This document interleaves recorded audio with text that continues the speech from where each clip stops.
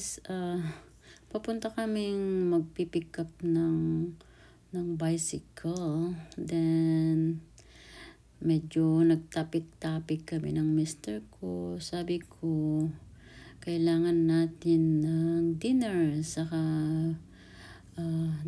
breakfast para bukas. So, ayan. So, nakita namin yung Costco. Dumaan na kami dito. So, eto guys.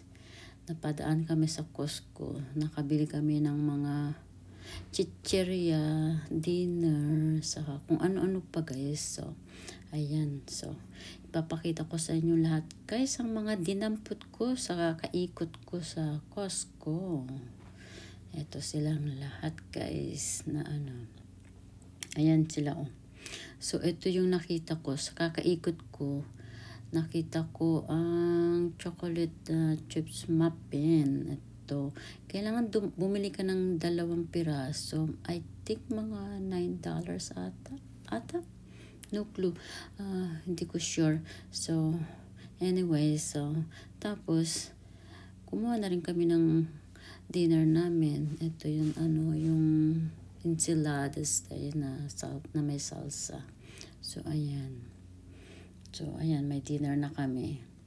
So, hindi na kami mag-iisip at maraming, chichi-bureche. So, ayan na ang aming dinner, guys. So, of course, nakita ng asawa ko itong, hipon na cocktail. Then, dinampot din. So, ayan.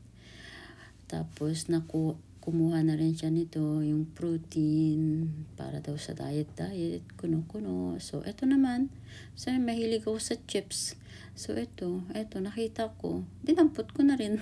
So, alam mo guys, tuwing pupunta ka sa Costco, kailangan malaking perang dala mo, kasi, bulto-bultuhan ba guys. So, ito yung kinuha ko for breakfast ko, multigrain bread. Ayan. Kunwari, diet. Diyos ko, Mario. Sep. So, ito naman, ayan. Nakita ko rin si Mr. Popcorn. Ayan, kalaki-laking So, okay. Thank you, guys. So, ayan, ang ganap ngayong araw nito. Please like and subscribe. Thanks for watching, guys.